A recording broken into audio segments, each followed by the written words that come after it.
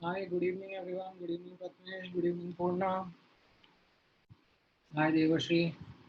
Good evening Shivang. Good evening Yash.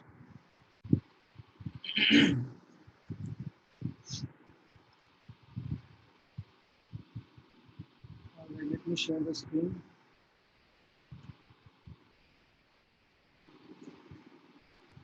Right. So, what was the target of this week?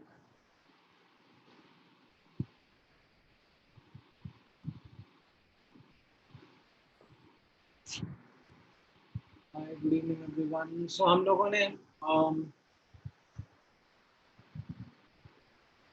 I think as part of today's target,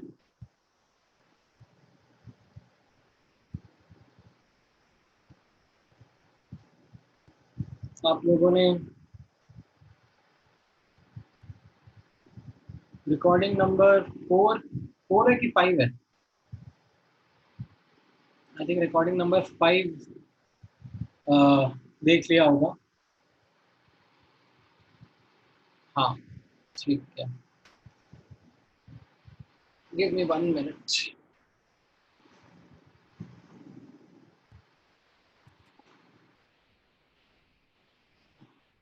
अभी I think थोड़ा better आवाज आएगा.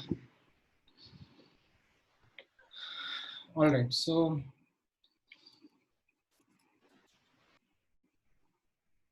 now, as part of this recording, I think आप लोगों ने एक तो ionic radius के बारे में डिस्कशन किया होगा to begin with, and then most of the focus would have been on ionization energy or ionization enthalpy, right? So let's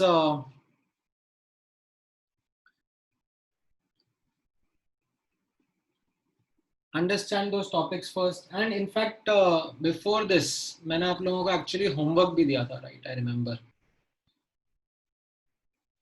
Right, so there was this homework from I think FBO section 1 to 25. ठीक है. हाँ, मैंने अभी कोई recording send नहीं करी है. मैं आज सेंड कर दूंगा आप लोगों के लिए. I will send homework as well as recording as a target for the next class. I was just trying to reconcile today's target. All right, now let me first do the doubt discussion. Let me just open the booklet first. आप लोगों ने hopefully ये questions attempt करे होंगे.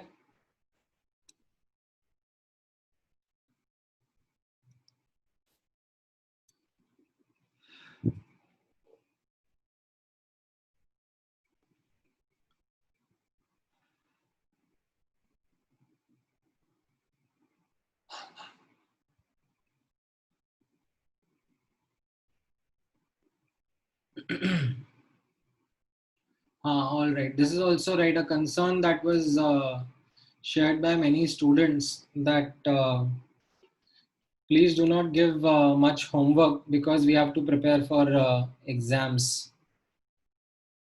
कौन से exams की बात कर रहे हो आप?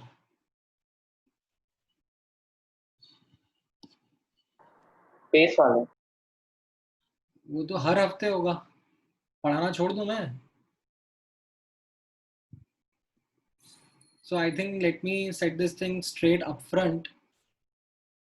You will only get a preparatory respite for major tests. These topic-wise tests, these online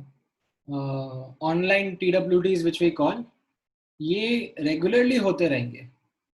ठीक है. You will not get preparatory leave for this thing. मतलब इनफैक्ट ऐसा होगा कि आप लोगों का संडे को एग्जाम है तो संडे को शाम को क्लास भी हो जाएगी या सैटरडे को शाम को क्लास भी रहेगी.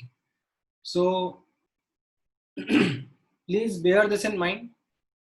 And this is something which is a lesson learned by a lot of students. It's a lesson learned the hard way. priority number one is always and always going to be the current ongoing syllabus. No matter what test, when it's there, अगर आपको कुछ class assign किया गया है तो आप वो class miss नहीं करोगे.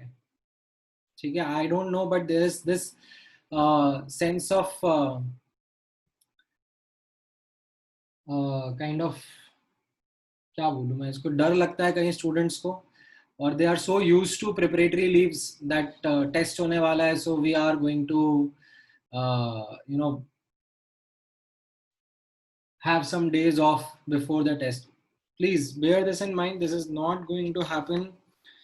And अगर जिस फ्रीक्वेंसी से आप लोगों की टेस्टिंग शुरू होगी अब, ठीक है, अभी तो खैर इजी टाइम था, like because you are adjusting to the new methodologies of studying. But अब आपके टेस्ट रेगुलरली आते जाएंगे. आपने देखा होगा आपका topic wise test planner also is something in this manner की ऑलमोस्ट अभी से एमटी तक के बीच में you have a lot of tests coming your way almost every week, so you are not going to be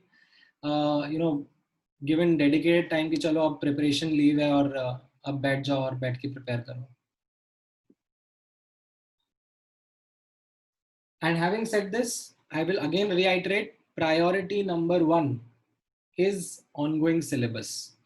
ठीक है. If I give you let me reshare the screen. If I give you certain homework, if I ask you to attend certain class, then you have to do or perform that task as your first priority.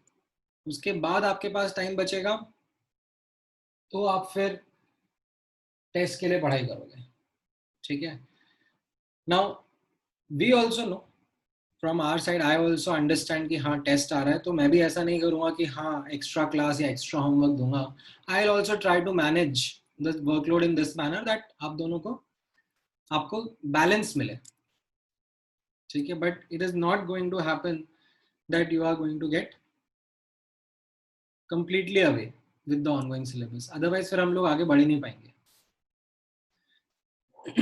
So I hope you have done your homework, and I am going to share a set of questions today, which again you will have to do before the next class on Thursday. Okay. All right. So yeah, as I was talking about the doubt discussion part, इस पहले page पे देख लेते हैं 1 से लेकर 12 के बीच में. Any doubts?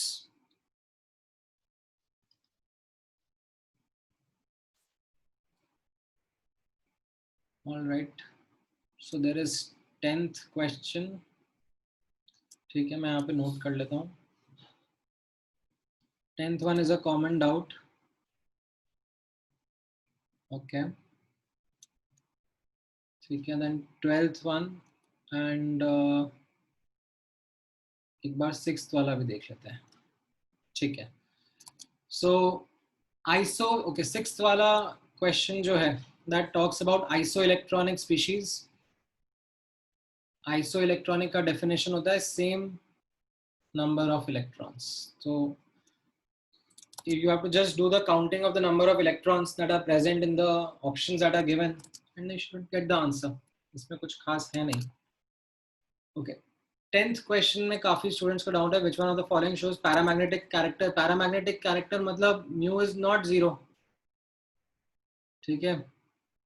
There are unpaired electron. Number of unpaired electron is greater than equal to 1. So आप option by option जाओ and identify करो. Scandium 3+ का आप configuration देखोगे तो it will be argon and scandium 3+ है ये. Oh, scandium 3+ में मतलब 4s2 3s1. हाँ तो argon ही configuration हो गया इसका. It's a noble gas configuration. Number of unpaired electrons 0 हो गया. Then Fe2+, इसका configuration क्या रहता था? Argon 3d6, तो इसके अंदर number of unpaired electron 4 आएंगे, right? Mn7+ का configuration argon रहेगा, साथ के साथ electrons के उड़ गए, number of unpaired electron 0 है. And then titanium 4 plus also has the same configuration as that of argon. All the electrons are paired up. So you have B option as your answer. Maybe a simple tha. Shouldn't have been much of a doubt.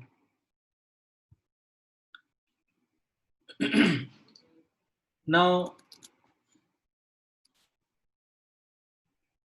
post this,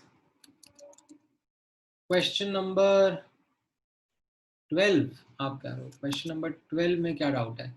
Which of the following वो same ही हो गया ना, isoelectronic species. Isoelectronic, it means same number of electrons, so you just have to do that counting again. Go option by option and check. I think as far as I can look and tell, B option लग रहा है मुझे, सब में 14 electrons present है. ठीक है, so this should be easy to do and understand. All right.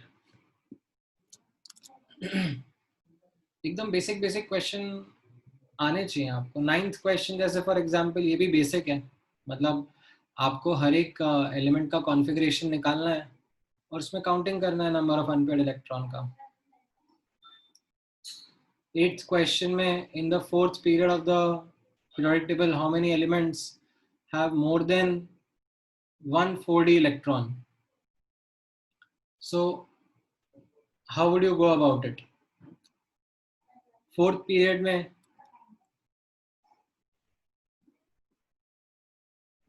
आप नोटिस करोगे तो 4D इलेक्ट्रॉन्स फिल ही नहीं होंगे ना,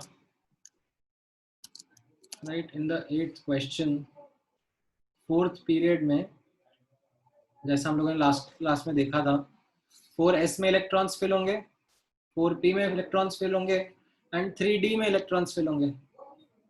4d तो फिल ही नहीं होगा, so answer would be 0.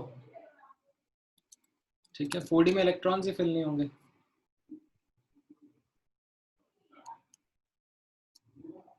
Fifth वाले में एज पर Mendeleev's table which main group element, outermost electron and the group number. तो हैलोजेंस का डिफरेंट, एक्चुअली नोबल गैस का रहेगा ना. नोबल गैस का उन्होंने 0 असाइन कर दिया था. which main group have a different number of outermost electron than the group number, right? So ये noble gas का it was assigned group 0 and that group 0 did not have did not mean that there are 0 electrons in the outer shell. So that is why this B option does not match. ठीक है. All right, then 13 से 25 के बीच में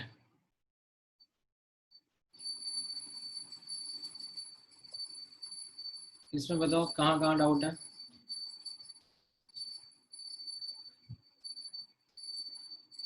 All right, 14th में है, 20th में है,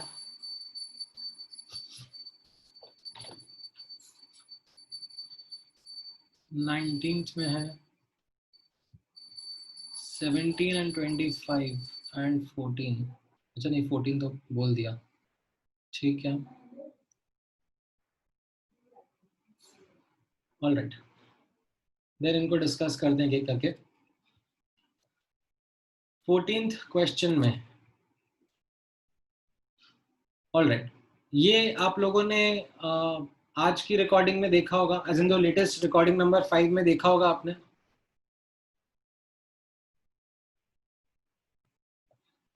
इसमें आयनिक स्पीशीज का रेडियस कंपेयर करा है, तो इसमें कैसा रहेगा, N3 minus, O2 minus and F minus, right. इनका दीज आर आइसोइलेक्ट्रॉनिक स्पीशीज. ठीक है, that means they have the same configuration.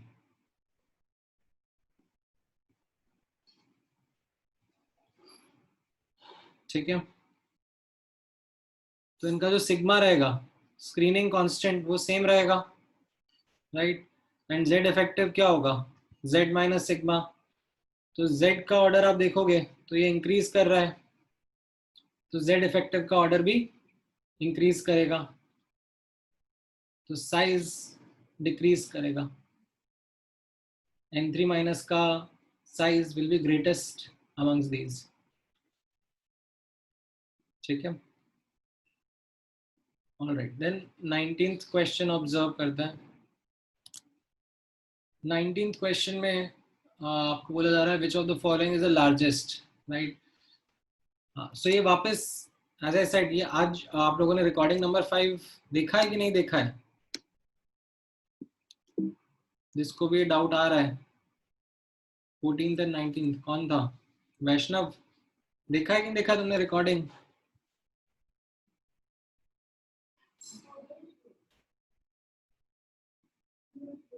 What about you Shreyash, तुमने भी 19th क्वेश्चन पूछा। सो इसमें है ना ये आइसो इलेक्ट्रॉनिक स्पीशीज है ये। सो आप अलग अलग करके एक बार ऑब्जर्व करो, ए एंड बी आपको देखना पड़ेगा। सो ए एंड बी ऑप्शन कैसा है, Cl minus and S2 minus are isoelectronic, right?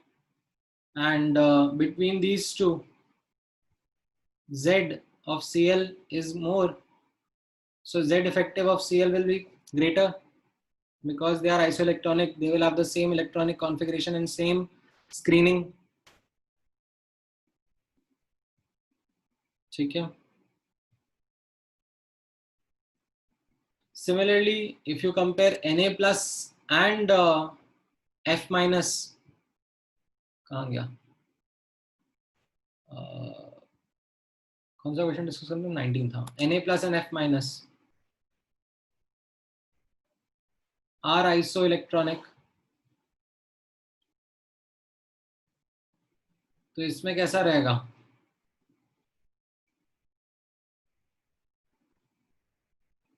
on the same lines if you talk about the Z effective, Na plus का ज्यादा रहेगा, size of F minus will be greater। ठीक है, यहाँ पर size of S2 minus was greater। now between these two, F minus and S2 minus,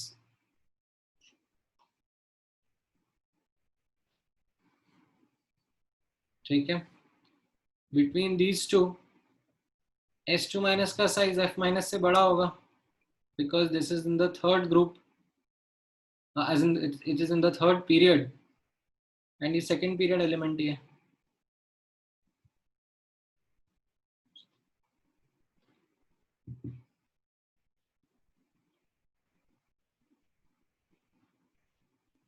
ठीक है, और you could have compared F minus and Cl minus first if you are like nahi matlab they are not in the same column, so I will not go in this manner, so then you can choose to compare Cl minus and F minus first and then get an answer that between F minus and Cl minus, Cl minus is greater than size, but between Cl minus and S2 minus, S2 minus has a greater size।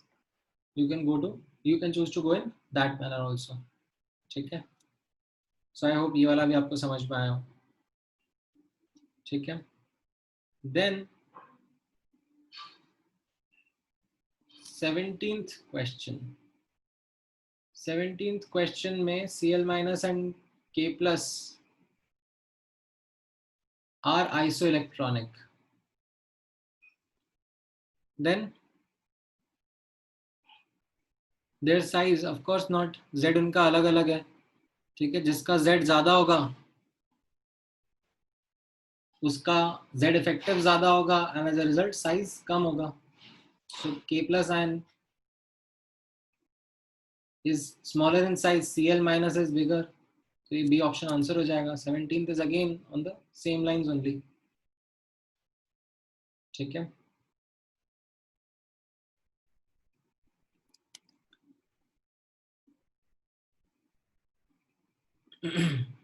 D option that does not make sense ना, Cl minus and K plus are isoelectronic, then their size depends on other cation and anion. No, मतलब what does it have to do with other cation and anion?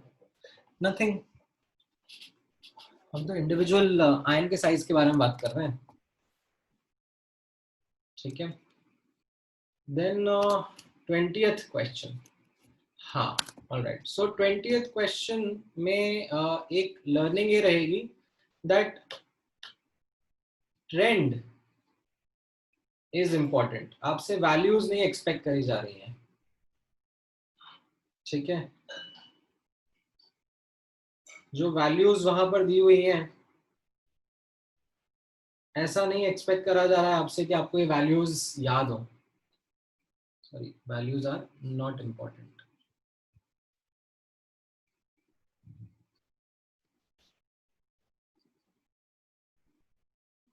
So you will have to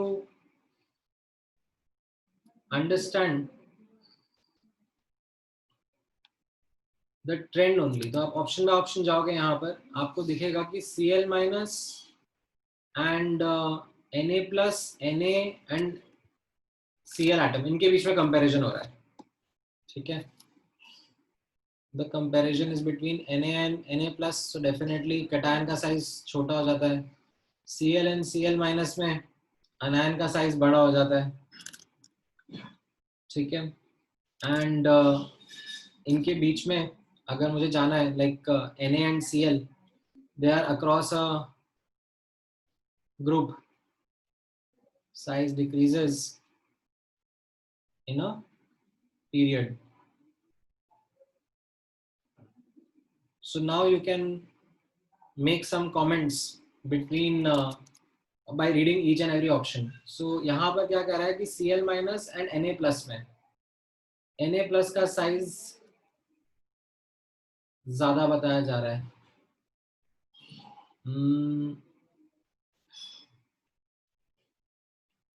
Na plus and Cl minus. Na plus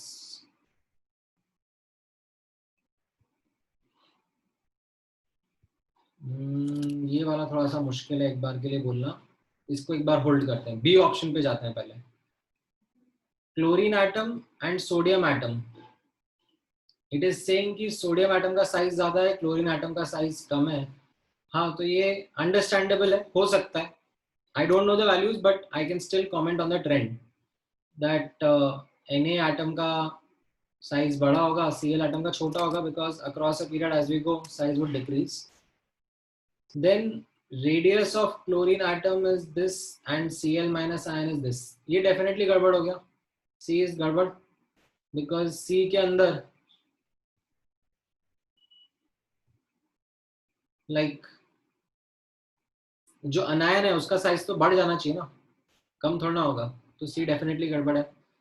D option में radius of Na atom and Na plus ion दिया हुआ. Na plus ion का size बड़ा कर दिया, cation का size बड़ा कर दिया एटम से, तो ये भी गड़बड़ हो गया, right. So you can read that C and D option, they are definitely incorrect.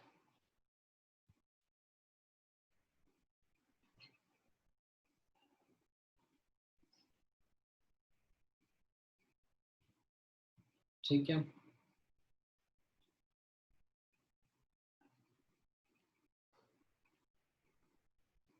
Then B option के बारे में you can say it is definitely correct.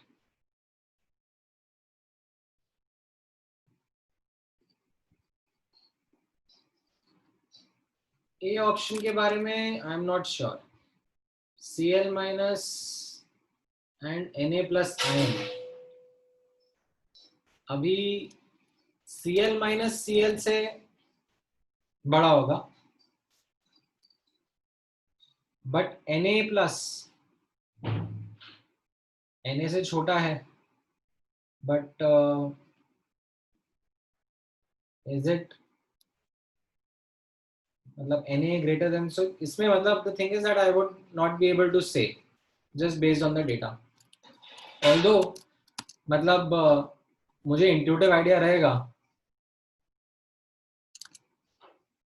that Cl minus ion, मतलब जनरली अनायंस का साइज काफी बढ़ जाता है,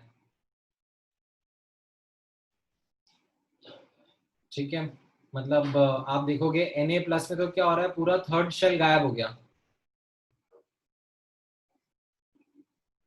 तो definitely there would be a significant decrease in the size, and जब अनायंस फॉर्म होते हैं तो definitely there is a significant increase in size. तो मोस्ट लाइकली मैं भी यही बोलूंगा कि ये गड़बड़ ऑप्शन है, but I will not be sure for all I care, because मुझे जो डेफिनेट ट्रेंड्स कंपेयर करने का आता है वो मैं यहीं से कंपेयर कर रहा हूँ। तो क्योंकि ये सिंगल चॉइस करेक्ट है, I will go with the B option, answering it to be definitely correct. ठीक है, all right, then आप लोगों ने 25th क्वेश्चन भी पूछा है, 25th क्वेश्चन भी देख लेते हैं एक बार। हाँ, सो इसमें वापस से आपको डॉट्स कनेक्ट करने पड़ेंगे, ठीक है। Li plus and beryllium 2 plus are isoelectronic, ठीक है।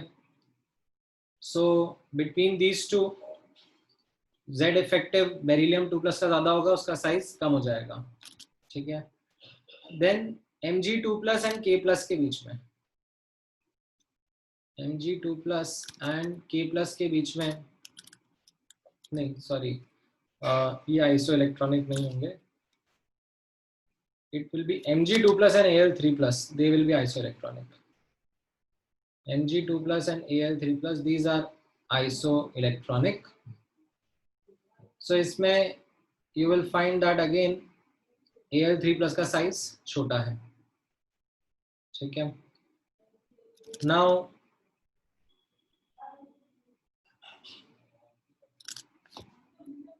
K plus तो थर्ड ग्रुप थर्ड पीरियड में आ गया, ये फर्स्ट रो या फर्स्ट पीरियड के आयंस है, ठीक है। ये सेकंड पीरियड के आयंस है और ये थर्ड पीरियड का आयन है।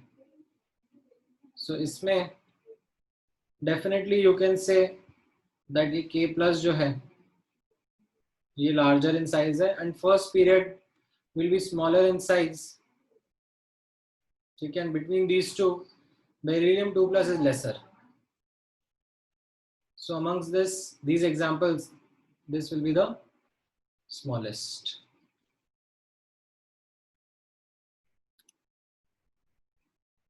ठीक है, so keeping this in mind, you get D option as your correct answer. ठीक है,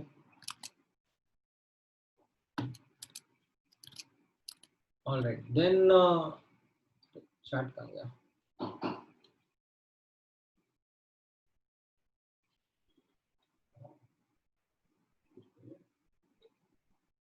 अच्छा रुद्र, क्या डाउट पूछ रहे हो? If aluminium 3 plus is smaller than Mg2 plus, then why isn't barium 2 plus smaller than Li2 plus? तो वही तो लिखा है, beryllium 2 plus is smaller than Li plus। तुम क्या रीड कर रहे हो?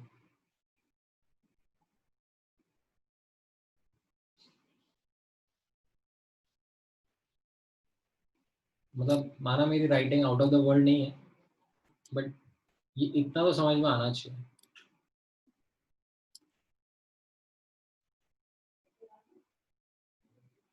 All right, so yeah, I think these were the key doubts from the size wala section. I'll give you more questions today to practice, and now there is this important takeaway, ठीक है, that you should have। क्या कह रहे हो सुमित? कौन सा question? Fifth में क्या था? इसमें नोबल गैसेस को ग्रुप 0 बोला ना, noble gases were given the name group 0. Now do noble gases have 0 valence electrons? The answer is no. That's it. All right, yeah, so as I was saying, an important understanding here would be जब आगे मैं आपको और questions दूंगा periodic properties chapter में practice करने के लिए, you have to solve those questions like you are giving a test. ठीक है, because I'll tell you a very important learning from such chapters. When I say such chapters, I mean inorganic chemistry. This is inorganic chemistry. Periodic properties, if you classify chemistry into physical, organic, inorganic, periodic properties is inorganic chemistry का पहला chapter. ठीक है, मतलब you can also say it is general chemistry because it is so fundamental in nature कि हर जगह काम में आएगा. मतलब इसमें जो आप सीखोगे वो physical chemistry में, organic में, सब जगह काम आने वाला है. So it is kind of general chemistry also, but the nature of the questions, the nature of the chapter will be quite subjective in nature. तो इन questions को जब आप practice करोगे तो you have to be right in the first attempt. Now what happens is when I give homework to the students, तो वो homework के questions करते हैं, ठीक है, but करेंगे किस तरीके से? They will solve one question and then match their answer with the answer key. ठीक हो गया तो अच्छी बात है, नहीं हुआ तो फिर थोड़े से पजल होंगे, फिर नोट्स रेफर कर लेंगे और उनको फिर एक्सप्लेनेशन मिल जाएगा कि अच्छा अच्छा नहीं नोट्स में तो ऐसा लिखा था. देन नेक्स्ट क्वेश्चन पे मूव करेंगे, देन नेक्स्ट, इस तरीके से क्वेश्चन बाय क्वेश्चन जाते जाएंगे. And for every question they are going to check their response real time at that instant itself. Now what happens at the end, आपने ये questions practice कर लिए तो उसके बाद में आपको ऐसा लगेगा दैट ओके होमवर्क तो पूरा हो गया है एंड वो भी फटाफट हो गया है क्योंकि टाइम तो लगा नहीं इसमें, and you will be feeling very happy कि अरे क्या चैप्टर है ये, तो मतलब फटाफट फटाफट हुए जा रहा है. But what you will not realize is that you did not get an honest feedback of how you really performed in that homework. Because answer match नहीं कर रहा था तो आपने तो फटाफट नोट से देख लिया, एंड एक बार जब आंसर देख लेते हैं फिर उसके बाद में ऐसा अच्छा हाँ ओ ये तो हाँ राइट ये एक्सप्लेनेशन होगा, वो ऐसा लगने लगता है. ठीक है, अरे हाँ ये तो एक्सेप्शन था, अरे अरे ठीक है याद आ गया. But this is something which you are not getting an honest feedback. The way in which you will get an honest feedback is if you practice this like a test. आपको मैंने 25 question दिए and by the end of those 25 questions you calculate your score.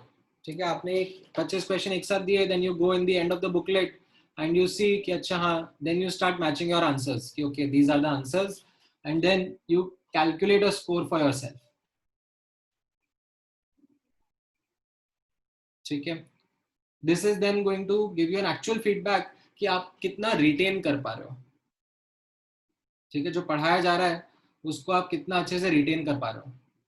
ठीक है, if you are not able to retain that information well, then you will need to revise, you will need to kind of rewrite the notes and kind of put in a double effort if you are not able to remember that information. But अगर आप बार बार notes refer करके answer solve करने की कोशिश करोगे तो होगा ये कि आपको लगेगा कि हाँ हाँ ठीक है सिंपल ही तो है, लिखा तो है, जो नोट्स में लिखा उसी पर तो क्वेश्चन पूछ लिया. वही होता रहेगा, जो नोट्स में होगा उसी पे से क्वेश्चन आ जाएगा, थोड़ा बहुत लैंग्वेज चेंज जाएगी, but more or less you will find every question that is there can be connected to what is there in the notes itself. ठीक है, सो important takeaway for practicing questions in such a chapter is practice it like a test. See if you are able to get answers right in the first attempt. That is what you should aim for. ठीक है, all right.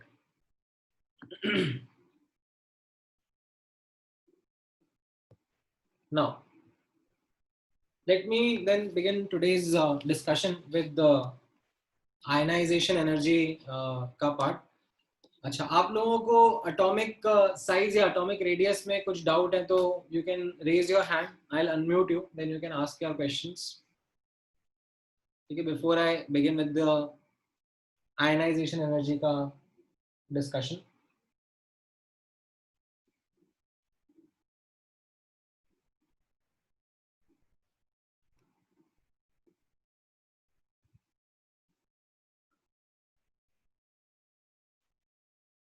Alright, क्या doubt है लक्ष्मी तुम्हारा? Calculation of sigma short में बता सकते हैं? So okay, practice लगती है। देखो, जब तक आप खुद से 2-3 बार प्रैक्टिस नहीं करोगे ना, तब तक आपको कॉन्फिडेंस नहीं आएगा उसके ऊपर। ठीक है, all it is it that you have to follow instructions जो लिखे हुए हैं, रूल्स। ठीक है, so let's say you are being asked, ठीक है, that calculate Z effective of potassium. ठीक है, तो आप क्या करोगे? आप पहले पोटेशियम का कॉन्फ़िगरेशन लिखोगे, 1s2 2s2 2p6 3s2 3p6 4s1। ठीक है, पोटेशियम का कॉन्फ़िगरेशन रहेगा। फिर आप इसमें ग्रुपिंग करोगे, राइट? इसमें NSNP का ग्रुपिंग रहेगा, इस तरीके से ग्रुप्स बन जाएंगे। ठीक है, ये तो आपका टेस्ट इलेक्ट्रॉन ही, मतलब this is your test electron, इसी के लिए आपको Z इफेक्टिव कैलकुलेट करना है। whereas these remaining are these inner electrons। ठीक है, इतना आइडेंटिफाई करने के बाद में अब आप रूल्स पढ़ोगे। रूल्स में कैसा रहेगा कि सेम ग्रुप के अंदर जो इलेक्ट्रॉन रहेंगे they will be shielding I think 0.3। ठीक है, तो सेम ग्रुप में apart from test electron there is no electron. Then और क्या रूल था, मुझे तो याद भी नहीं आता। n-1 शेल, सीधे n-1 शेल का ही था ना फिर? हाँ, n-1 शेल, तो ये n-1 शेल हो गया। इसके अंदर कितने, 8 इलेक्ट्रॉन्स है, and each of them will be contributing 0.85 to sigma. ठीक है, then n-2 and lower shells, तो मतलब ये सारे हो गए। ठीक है, दिस वाज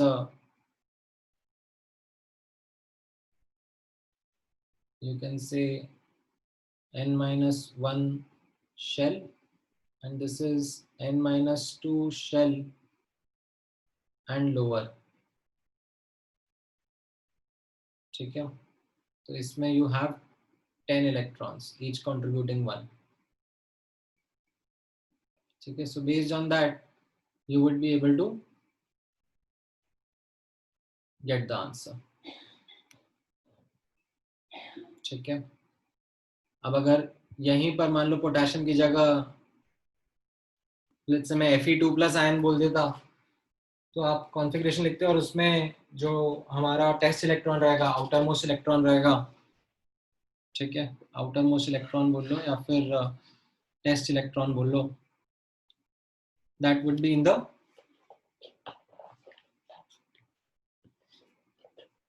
3D सबशेल। तो 3D वाले रूल्स फॉलो करना होगा बस। ठीक है, दैट्स इट। सो काफी सिंपल रहेगा। ठीक है, ऑलराइट। इसके अलावा ओके, तनीषा का डाउट क्या है, can we calculate the radii of metals by van der Waals formula? Van der Waal radius metals के लिए, मतलब in general it will not be applicable as such. मतलब मेटल्स के लिए either you go for the metallic radius or you go for this covalent radius। ठीक है, van der Waal radius is typically हम लोग नॉन मेटल्स या noble gases के लिए यूज करते हैं।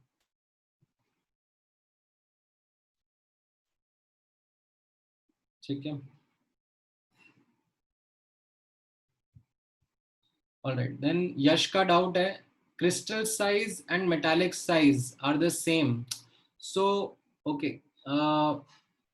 मेटल का जो स्ट्रक्चर होता है उसको हम लोग क्रिस्टलाइन सॉलिड ही बोलते हैं। ठीक है, आप लोगों ने in fact I think junior classes में शायद पढ़ा हो that solids are classified into 2 kinds, crystalline and amorphous.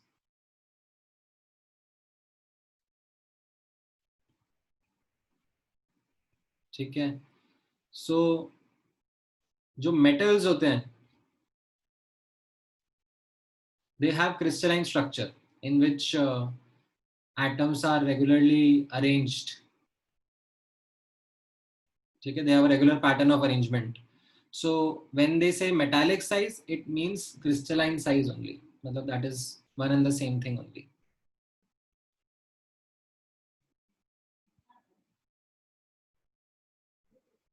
Okay. Then तुम बीच बीच में ऐसा मत जागो तनिषा. जब मैंने पूछा था उस टाइम पर बोलो ना कहाँ पर अटक गए थे डाउट्स. फोर्थ क्वेश्चन में अब देखो ना, typically van der Waal radius is bigger than metallic radius than covalent radius. ठीक है, that crystal means metallic radius only.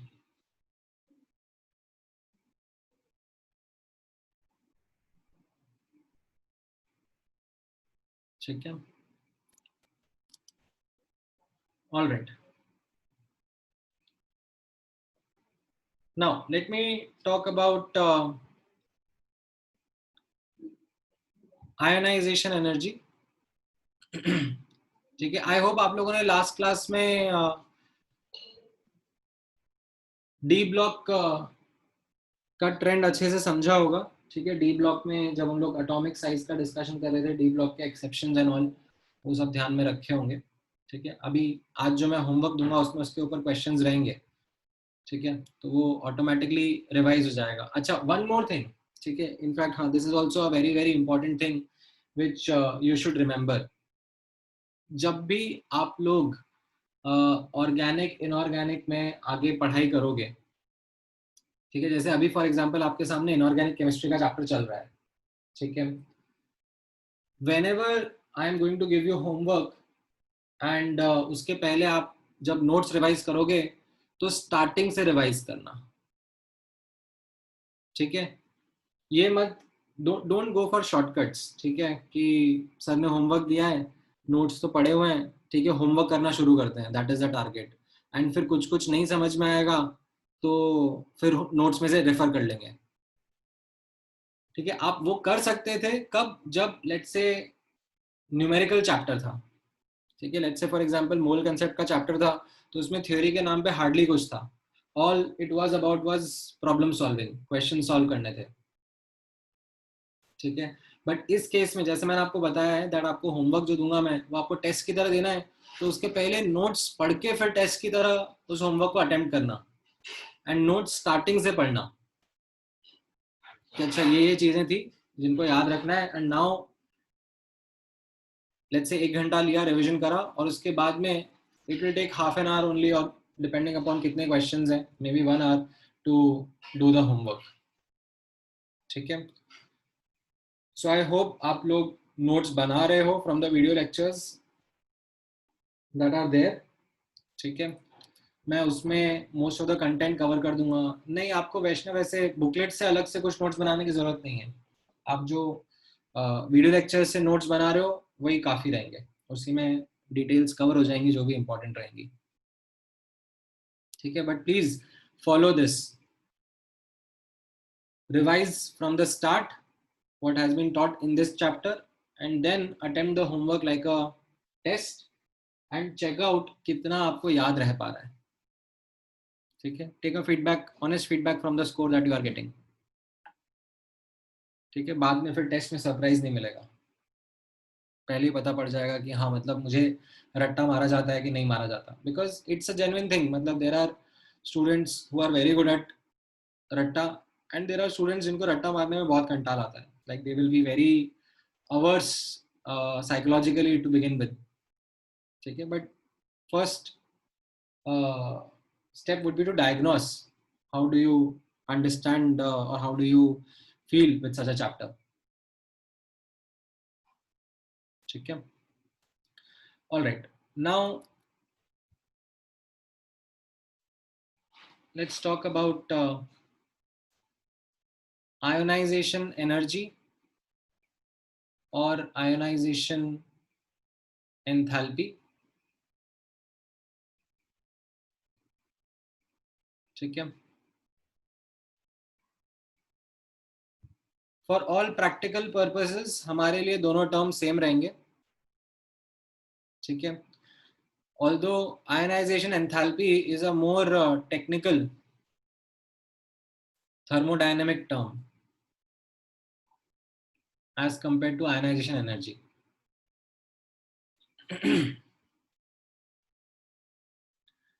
But हमारे लिए, while we are going to solve and discuss questions, they both mean same. So in the beginning, आप लोगों ने notice किया होगा when we were discussing ionization energy in the video lectures. So the first part about the periodic property was that what it is. ठीक है? What is ionization energy?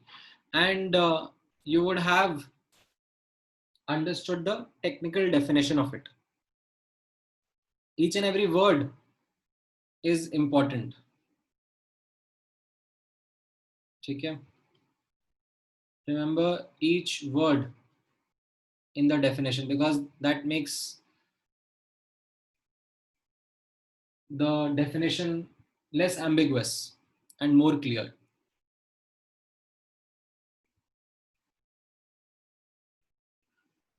Then इसके बाद में आप लोगों ने nomenclature भी सीखा होगा.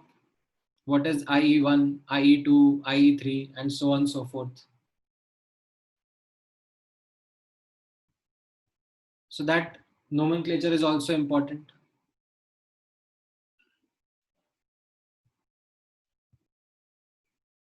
ठीक है, सबसे पहले एक definition, then एक nomenclature.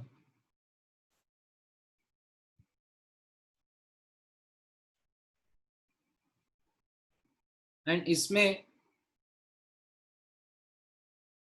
मैंने आपको एक ट्रेंड भी बताया होगा that successive ionization energies are always in increasing order. Why? Because आपका Z effective बढ़ता जाएगा ना. Z effective क्या होता है? Z minus sigma. Z तो constant है, वो तो number of protons रहेंगे. And sigma क्या होता जाएगा? Sigma कम होता जाएगा because you will keep on removing electrons. So Z effective आपका बढ़ता जाएगा, तो आपका ionization energy बढ़ता जाएगा. ठीक है. देन इसके बाद में आप लोगों ने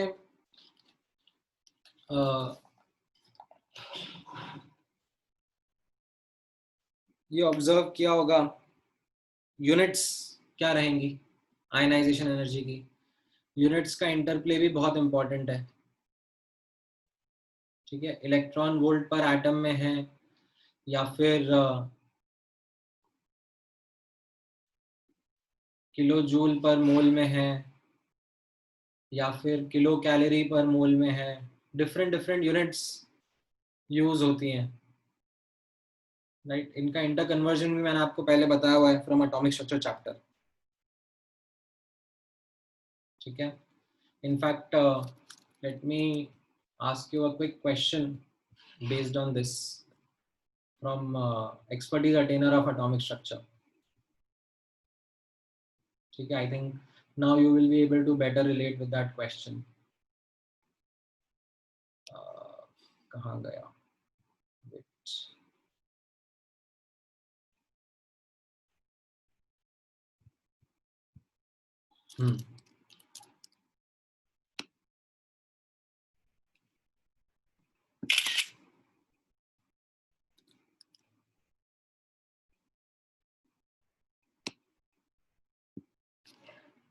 इसमें आपका यूनिट्स का भी प्रैक्टिस हो जाएगा.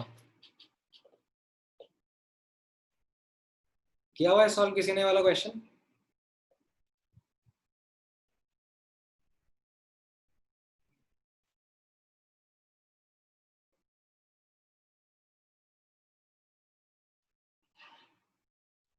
तो आया प्रत्याशा आंसर आपको इसका कैसे करना है?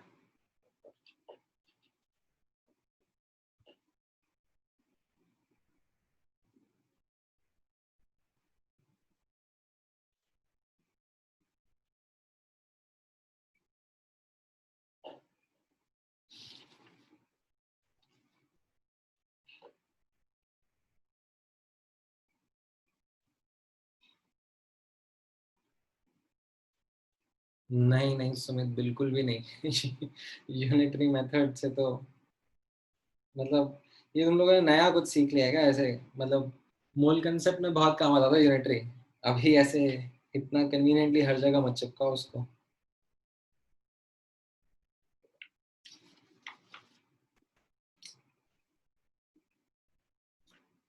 So I'll give you a hint. I'll give you a hint that ये जो ओवरऑल प्रोसेस लिखा है, this is a combination of IE1 plus IE2 plus IE3.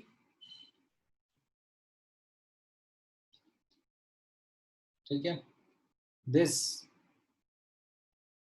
Is IE1 plus IE2 plus IE3. How? ये आप देखो ना, आप लिखो यहाँ पर IE1 क्या लिखोगे आप? IE1 विल बी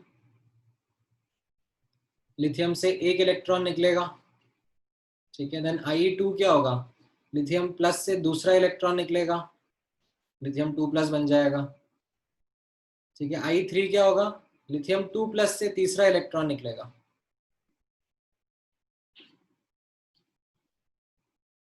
ठीक है, so this is actually IE1, IE2 and IE3.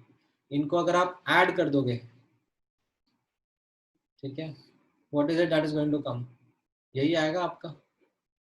This is what is going to appear.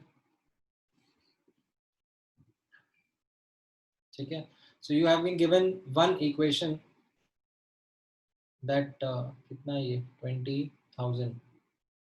This is 20,000 kilojoule per mole. IE1 plus IE2 plus IE3. ठीक है, so let's call this first equation. ठीक है, then आपको first IE of lithium दे दिया है. ठीक है, आपको second information भी मिल गई है that IE1 has been given to you as 520 kilojoule per mole. ठीक है, तो तीन वेरिएबल है IE1, IE2, IE3. ठीक है, बट दो ही इक्वेशन बनी है अभी तक, दो ही डेटा पॉइंट है. What about the third piece of information?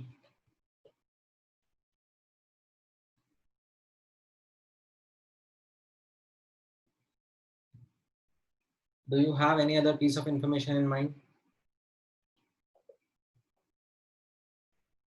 Bourse model, Bohr's model का आयनाइजेशन एनर्जी पढ़ा है आपने?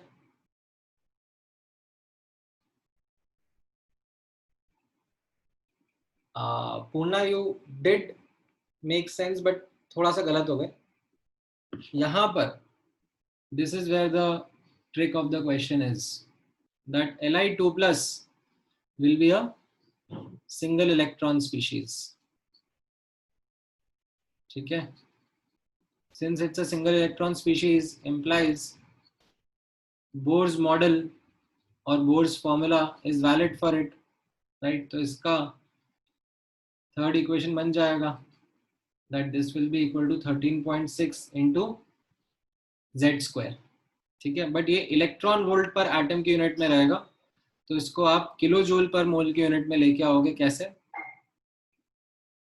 13.6 into 9 into क्या मल्टीप्लाई करते थे? What was the factor? EV and EV पर एटम एंड किलो जूल पर मोल का.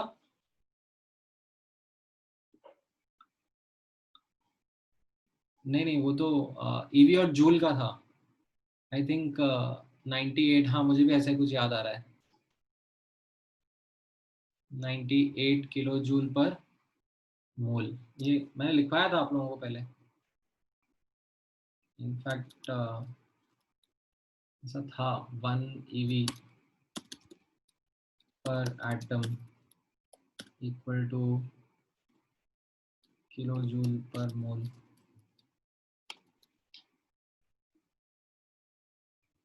हम्म, 96.5. ठीक है, 98 थोड़ा ज़्यादा अप्रोक्सीमेशन हो जाएगा. 96.5. तो this will be your third equation. ठीक है, तो इट्स अ गुड क्वेश्चन. नहीं होता है इतना जल्दी स्टूडेंट से. ये स्ट्राइक कर जाएगा अगर, तो आपके सामने थर्ड इक्वेशन आ जाएगा. ठीक है, जी जी नहीं है, ये 9 है बाबा, क्या कर रहे हो? 3 का स्क्वायर 9 है ये सुमित।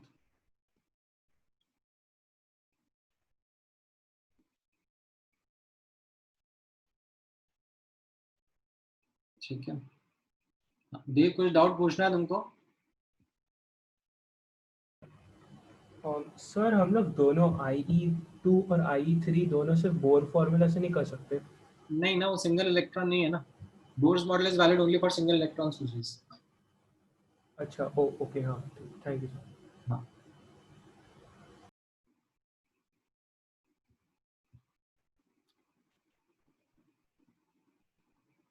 हाँ हाँ, यहाँ पर तो ये गैस है ना, ये क्वेश्चन में दिया हुआ है ना, क्वेश्चन में देखा ना आपने, ये गैस के लिए ही है एप्लीकेबल। ठीक है, वो डेफिनेशन में है, आइसोलेटेड एटम या आयन होना चाहिए। ठीक है, तो आइसोलेटेड कैसा रहेगा? गैसियस स्टेट नहीं रहेगा। ठीक है, अच्छा, in fact remind me towards the end of the class, ठीक है, how ionization energy is practically measured.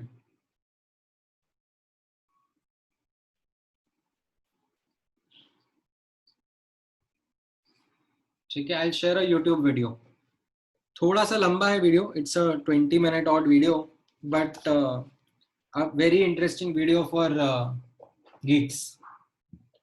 They will really enjoy the video. ठीक है, if you have the curiosity of how as an experimental setup, ठीक है, कोई animation नहीं, it's an actual lab setup of how ionization energy is measured. ठीक है, वो आपको मैं बताऊंगा। आप लोग मुझे एक बार याद दिलाना, towards the end of the class I will share that link with you. Alright, so what वाला पार्ट आपको समझ में आया? देन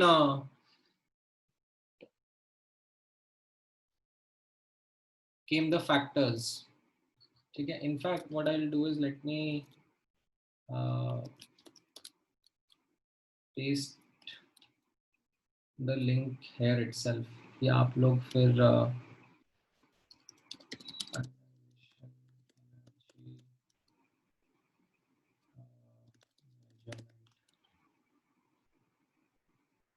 हाँ, यही वाला है। When we plot the rest of the noble gas data, we see that the ionization energies of the noble पुराना वीडियो है, as in the quality is not that great, video quality, but very articulate. ठीक है, वो ठीक है, तो ये मैं लिंक यहीं पे पेस्ट कर रहा हूँ, ये जब सेंड करूंगा तो इसमें साथ में आप आ जाएगा, क्लिक करोगे तो आपको मिल जाएगा। ठीक है, alright, then factors affecting ionisation energy, ये आप लोगों ने देखे होंगे। ठीक है, इसमें जैसे मैंने लास्ट क्लास में आप लोगों के साथ डिस्कस किया था that there are a set of primary factors and secondary factors. ठीक है, primary factors are of size and z effective, while the primary factors came out to be the penetration power and configuration, half filled or fully filled configuration. ठीक है, in fact इसमें while explaining these secondary factors, यहाँ पर मैंने एक disclaimer साथ में दिया था that these factors are applicable for comparison between adjacent elements.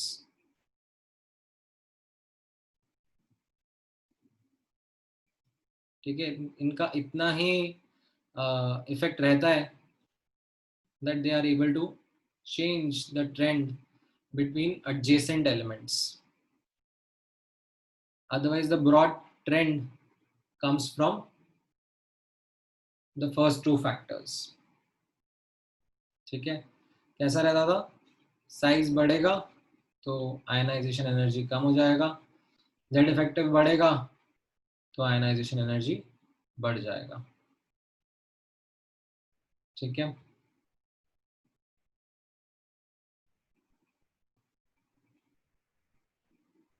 Then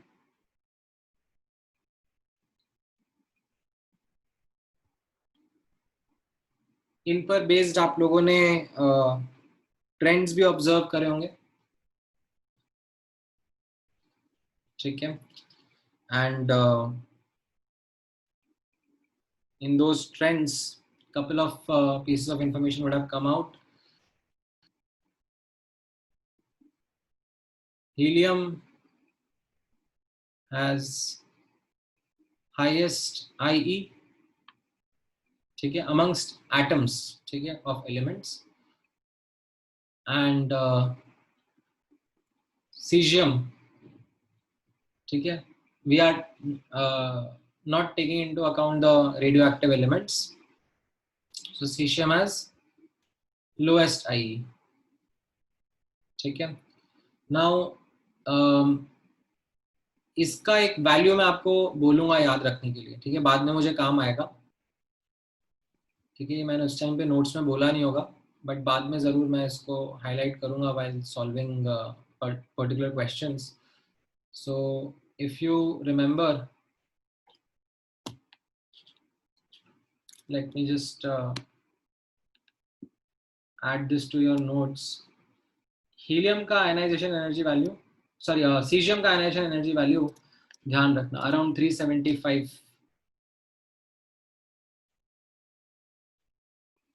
ठीक है, this is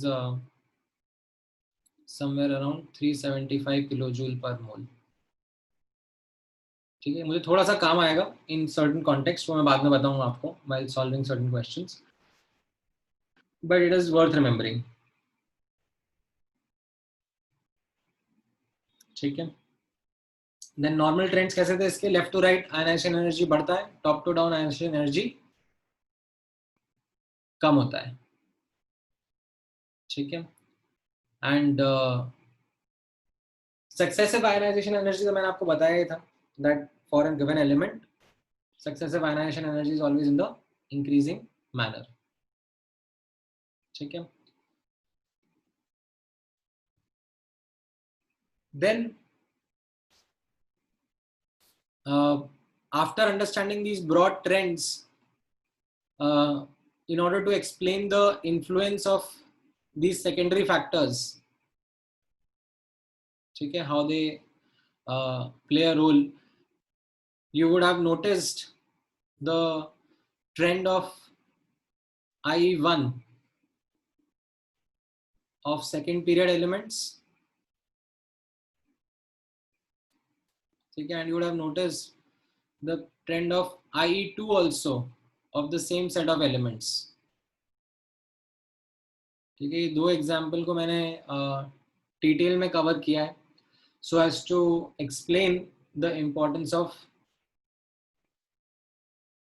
secondary factors.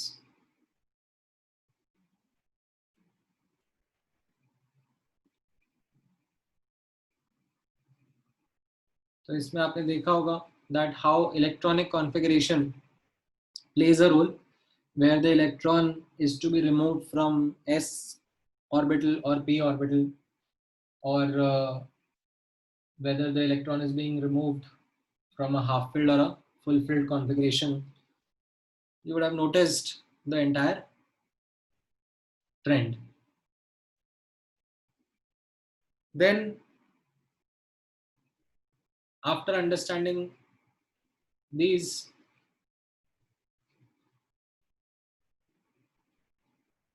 you would have seen the exceptions, okay, that are there, and again the exceptions would have been classified in the S, P and P block together, and then D block together. ठीक है, I think D block के exceptions नहीं थे fifth recording में, I think only S and P block के ही थे, M आई correct?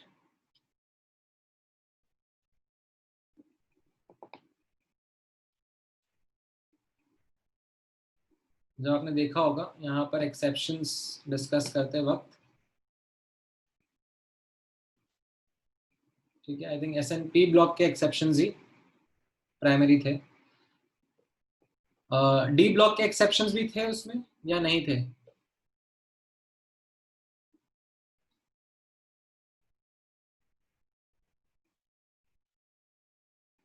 D block, हाँ D block नहीं था, ठीक है।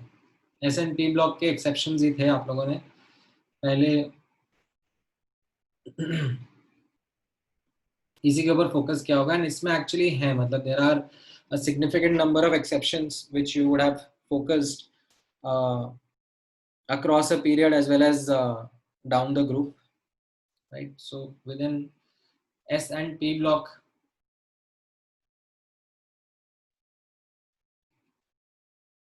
across period, you would have found the exceptions because of penetration power and half filled and full filled configuration, okay? And then you would have found down the group set of exceptions because of poor shielding of 3D electrons, okay? Oh, sorry, poor shielding of 4f electrons. So if I would reiterate, ठीक है, यहाँ पर there is boron family, boron, aluminium, gallium, indium, thallium, carbon, silicon, germanium, tin, lead, and nitrogen, phosphorus, arsenic, bismuth, sorry, antimony, and then bismuth, and then oxygen, sulfur, selenium, tellurium, polonium, ठीक है। So इसमें left to right ionization energy increase होना चाहिए, ठीक है। In fact यहाँ पर I should say beryllium, magnesium, aluminium, नहीं sorry not aluminium, calcium, strontium, barium. So the exceptional trends would have been beryllium greater than boron, magnesium greater than aluminium, and calcium greater than gallium, right? So एक ये set of exceptions थे, ठीक है। Otherwise left to right ionization energy बढ़ता है, ठीक है, left to right ionization energy बढ़ ही रहा होगा, ठीक है। Then you found one more set of exceptions which was shown by nitrogen, phosphorus, and arsenic, ठीक है, that they showed a greater ionization energy than the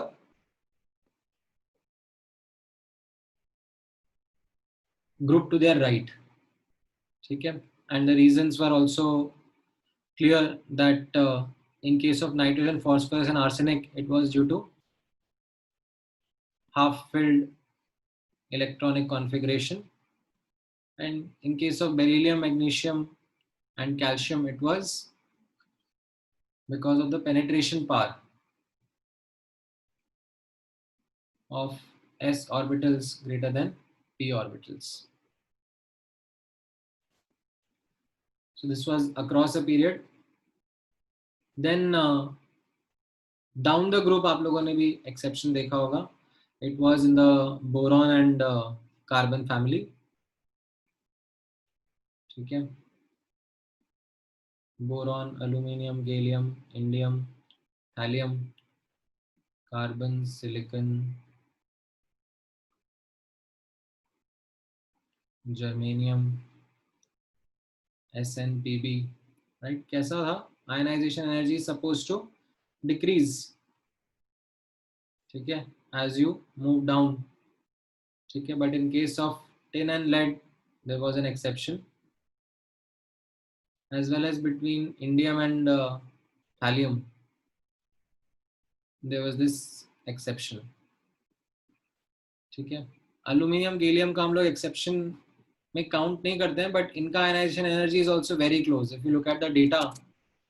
ठीक है, इनफैक्ट मतलब 4 let me zoom in. ठीक है, मतलब as you can see 477 and 478 is not much of difference between the two. ठीक है, so this is also something which is pretty same, but still अगर देखा जाएगा तो हम लोग इनको कई कई बुक्स में इनको एज एन एक्सेप्शन फीचर नहीं करते, बट हम लोग फिर भी एक बार नोटिस करेंगे कि हाँ अल्यूमिनियम गैलियम का भी काइंड ऑफ ये एक्सेप्शन है. ये किसकी वजह से था यहाँ पर? Because of the poor shielding of 3D electrons.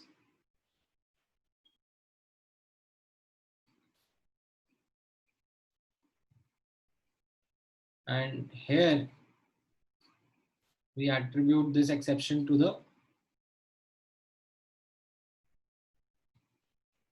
poor shielding of 4f electron.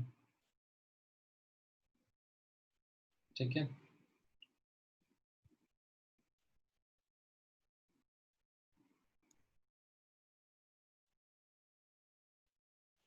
हाँ हाँ, you will have to definitely remember these exceptions. They are a must.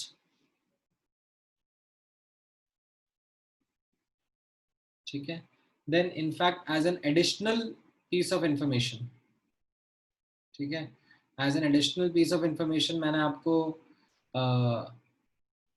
इसमें ये और हाईलाइट कराया था that थैलियम का आयनाइजेशन एनर्जी काफी बढ़ जाता है, इतना बढ़ जाता है that it is actually the second highest in the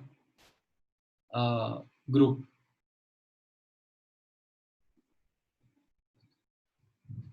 ठीक है, in the boron family this becomes the second highest. So boron के बाद में थैलियम का आयनाइजेशन एनर्जी आएगा, फिर उसके बाद में aluminium gallium are almost the same and the least would be of indium. ये मैंने एक एज एन एडिशनल पॉइंट आपको हाईलाइट करा दिया था, बट हाँ ये एक्सेप्शंस आपको ध्यान में रखने रहेंगे. ठीक है, these are exceptions which must be remembered. ये आप याद नहीं रखोगे तो फिर क्वेश्चंस में आपको दिक्कत आएगी. ठीक है, देन डी ब्लॉक के ऊपर डेफिनेटली अब आपको मैं दूसरा लेक्चर शेयर करूंगा, तो you will get to understand the details of how we are going to compare ionization energy across a period and down the group. ठीक है, आप देखोगे डी ब्लॉक में अक्रॉस अ पीरियड बहुत ही वियर्ड रहेगा, डाउन द ग्रुप फिर भी कंपैरिजंस हो पाएंगे. ठीक है, now let me take 1 or 2 questions based on ionization energy and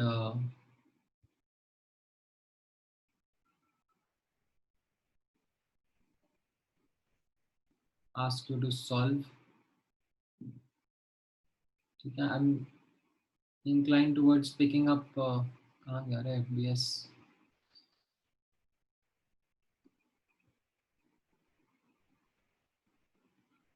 FBO आ गया, हाँ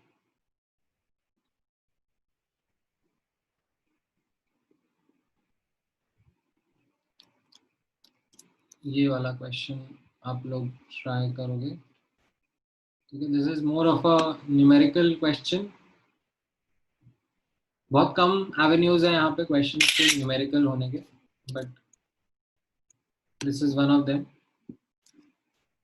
सो जैसे मैंने थोड़ी देर पहले आपको क्वेश्चन कराया था, वैसे इस क्वेश्चन पे भी एक बार आप अटेम्प्ट लो. ठीक है, एंड अंडरस्टैंड, लिख लिख के करने की कोशिश करना. ठीक है, will then discuss.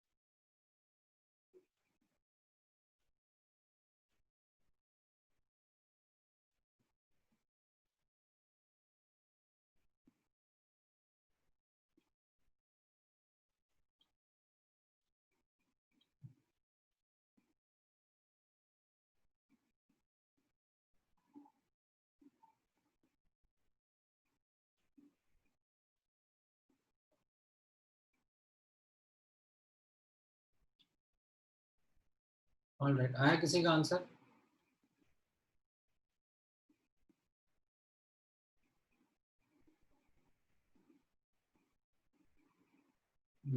Okay, so let's see. यहाँ पर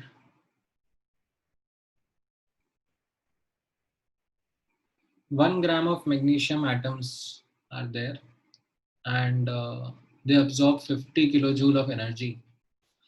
Find the percentage of Mg2 plus in final mixture if I1 and I2 is this much.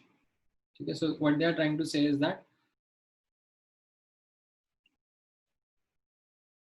out of the total energy, that is 50 kilojoule, that is absorbed, some atoms would have gone into first ionization energy, whereas some would have gone into first as well as second. ठीक है, सो यहाँ पर notice करना,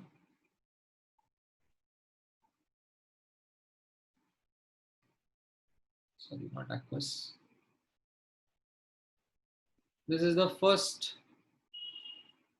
ionization process. So मान लो ये x moles इसमें गए होंगे, ठीक है, तो यहाँ पर एनर्जी रिक्वायर्ड कितना होगा?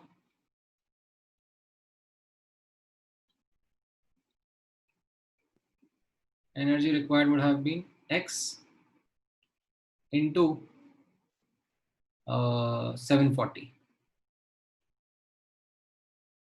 ठीक है, क्योंकि 740 इज ऑन अ पर मोल बेसिस. ठीक है, तो अगर x मोल्स गए हैं तो x into 740 kilo joule energy required होगा. देन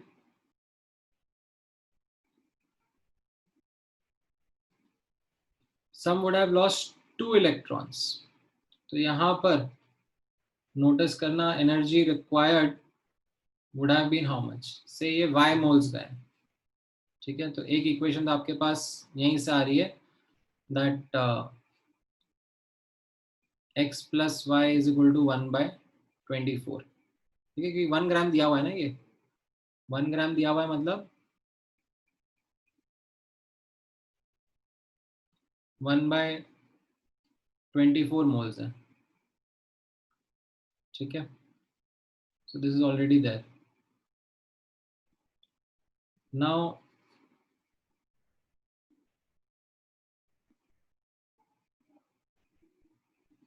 यहाँ पर आप ऑब्जर्व करना, अगर ये y मोल्स हैं तो यहाँ पर कितना एनर्जी रिक्वायर्ड होगा? This is a combination of I1 plus I2. ठीक है, 740 प्लस 1450 I1 प्लस I2, इतना किलो जूल पर मोल लगेगा, तो y मोल्स है तो मल्टीप्लाइड बाय y. ठीक है, now since it has been given that 50 kilojoule is the energy required, so x into 740 plus y into 740 plus 1450, तो ये आपका सेकेंड इक्वेशन हो गया as per the data given in the question. तो दो equation, दो वेरिएबल हैं, इनको आप सॉल्व करोगे तो आपको x एंड y का वैल्यू मिल जाएगा. ठीक है, सो if you will solve for 1 and 2, कैसे सॉल्व होगा यहाँ पे आप क्विकली देखना.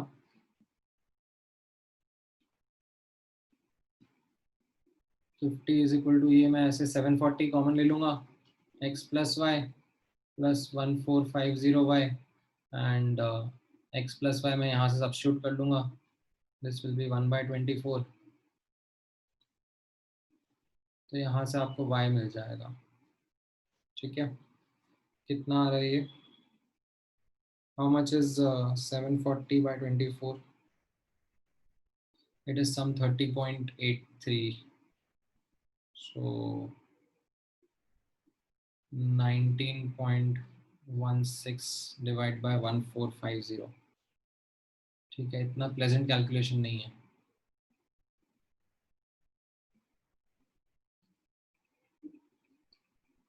थोड़ा सा तो आपको मेहनत करनी पड़ेगी इसमें, बट हाँ, you will get the value of y and then you will get the value of x।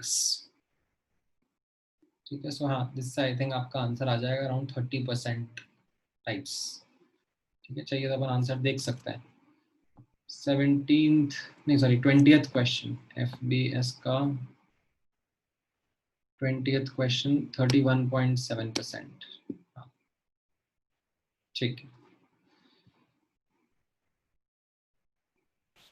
ठीक है। So this was ionization energy. Now you understood the exception part also, but only for S and P block. ठीक है, D block का exception आपके लिए अभी handle करना बाकी है, right? So as a target of next class, ठीक है, I'll share one more video, ठीक है, in which ये D block के exceptions and ionization energy के applications के बारे में बात किया है। So ionization energy के applications भी हैं which are quite often used in many questions. So आप लोग देखोगे जब मैं आपको homework दूंगा, right? So let me put this here as a target for next class. Okay, I'm going to share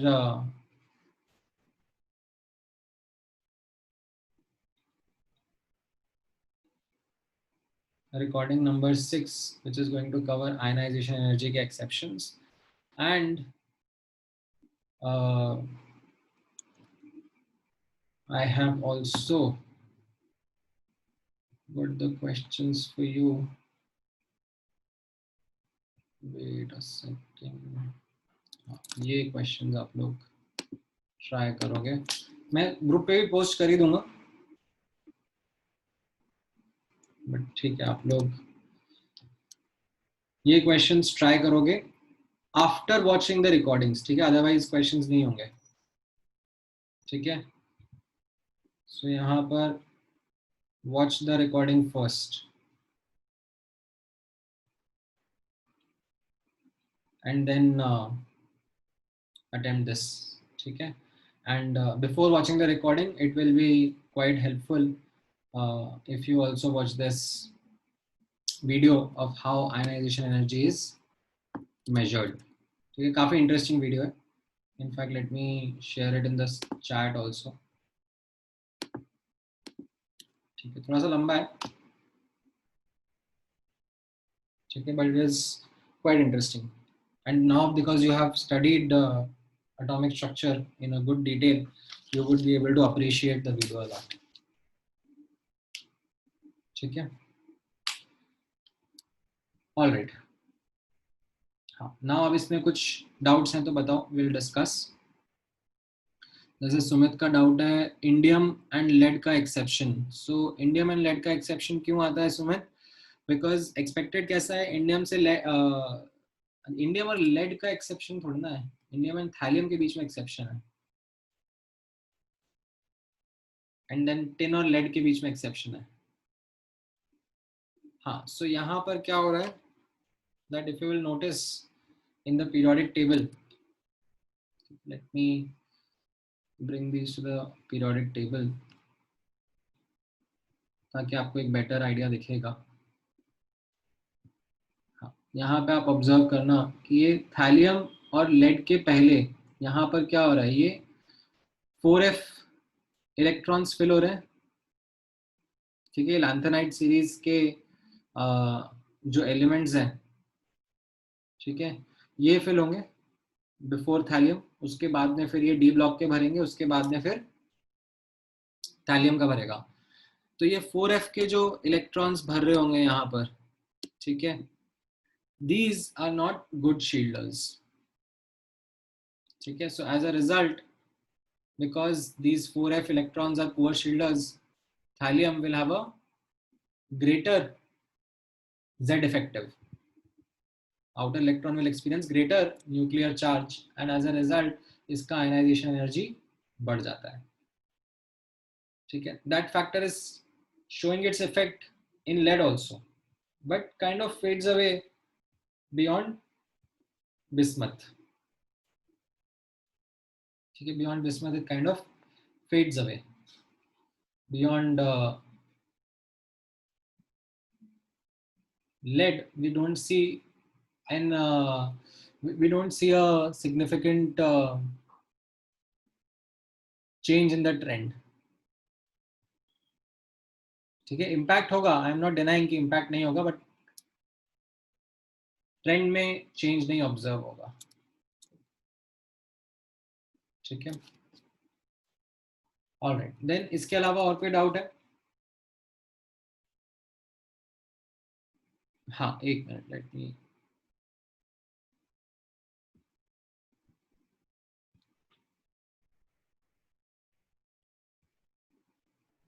hello sir. हाँ बोलो.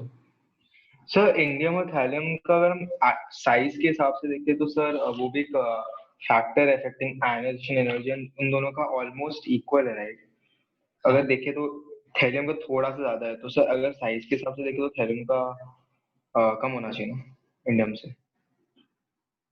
हाँ हाँ, so okay, see, when you have factors contradicting each other, then one of the factor dominates and shows its effect. So यहाँ पर you are right in saying that अरे when you are going from indium to thallium, size तो बढ़ रहा है, ठीक है. However, the increase in the size is also not much. In fact, if you remember, मैं last class में आपको बताया था rubidium and cesium का example लिया था कि यहाँ पर आप देखो jump in size कैसा है, and indium and thallium में मैंने बताया था आप देखो कि jump in size was quite small only. So there was a increase in size, but a very lesser increase. And what played a role in the size was lanthanide elements का और you can say 4f electrons का poor shielding, ठीक है. But क्योंकि उससे size का trend change नहीं हुआ, तो हमने उसको एज एन एक्सेप्शन हाईलाइट नहीं किया, बट उसका काफी डोमिनेटिंग इफेक्ट है जो कि आयनाइजेशन एनर्जी में हमें देखने को मिल रहा है. That ionisation energy of thallium becomes greater than that of indium, ठीक है. तो साइज में भी उसका इम्पैक्ट है, but because the size impact didn't change the trend, so that kind of, so वही मैं आपको समझाना चाह रहा हूँ कि don't be very objective in the sense that I will have to quantify कि अगर ये decimal place में भी ज़्यादा है इंडियम का सॉरी थैलियम का साइज, तो क्या वो ज़्यादा तो है ही सही ना, ठीक है. You will have to be a little subjective in your approach. Okay sir, thank you. ठीक है. All right. Any other doubts?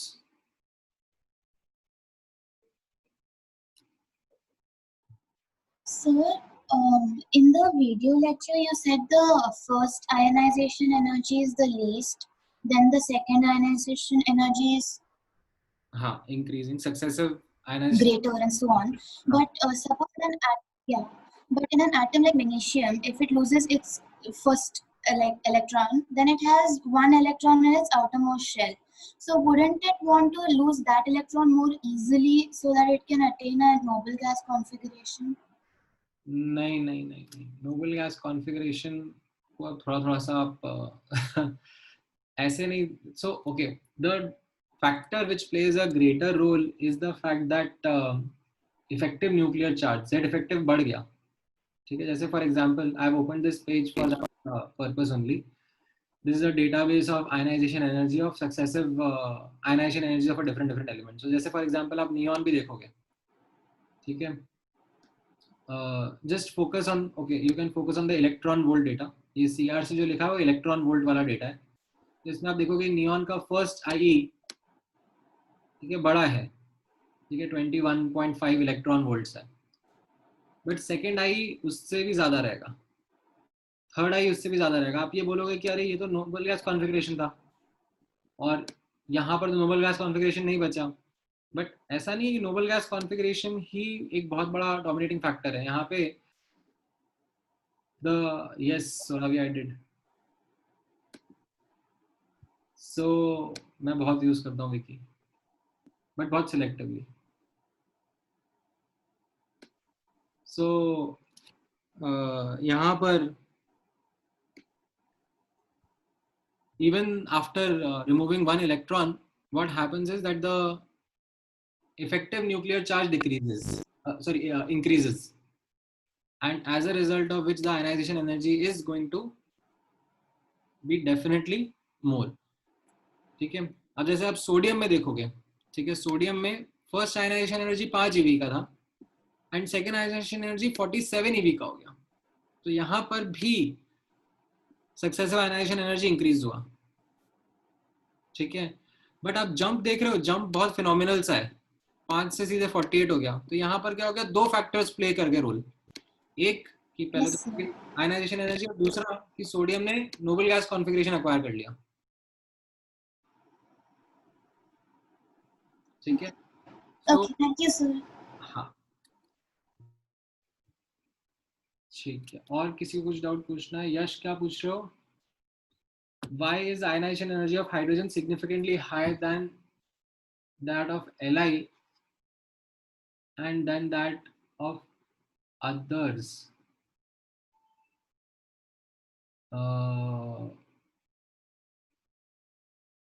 मतलब अच्छा, you are talking about alkali metals के अंदर ही. You are saying कि alkali metals में it is quite high as compared to these other metals. So primarily the reason would be because of the effective nuclear charge. ठीक है. यहाँ पर इन सब में lithium, sodium, potassium, these are all multi electron species which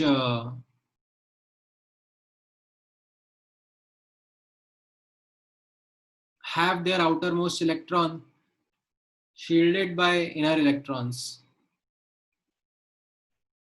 ठीक है. Whereas in case of hydrogen there is just one electron present around the nucleus experiencing the complete nuclear pull. That is why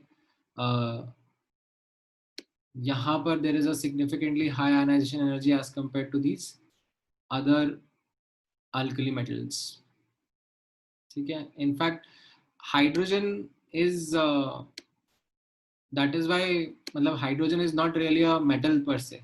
It is placed in the S block, but इसका position is still contested. मतलब if you go and see NCERT, ठीक है, NCERT में तो इसको उन्होंने हटा दिया है वहां से. मुझे इसको अलग से ड्रॉ करो. I'll show you.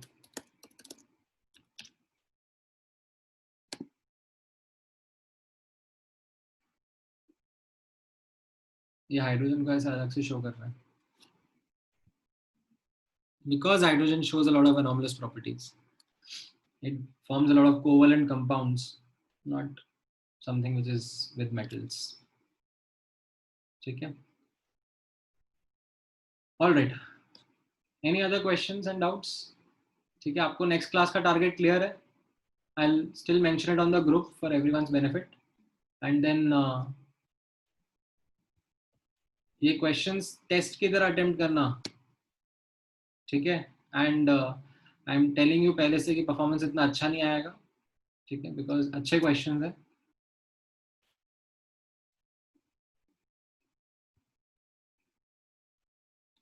हाँ केदार, NCERT फॉलो करने का. वो जो नोमेनक्लेचर का एम्बिग्विटी है, फॉलो NCERT.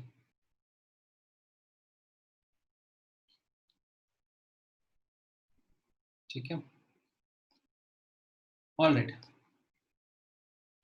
ठीक है. Then let's close today's lecture. Thank you guys.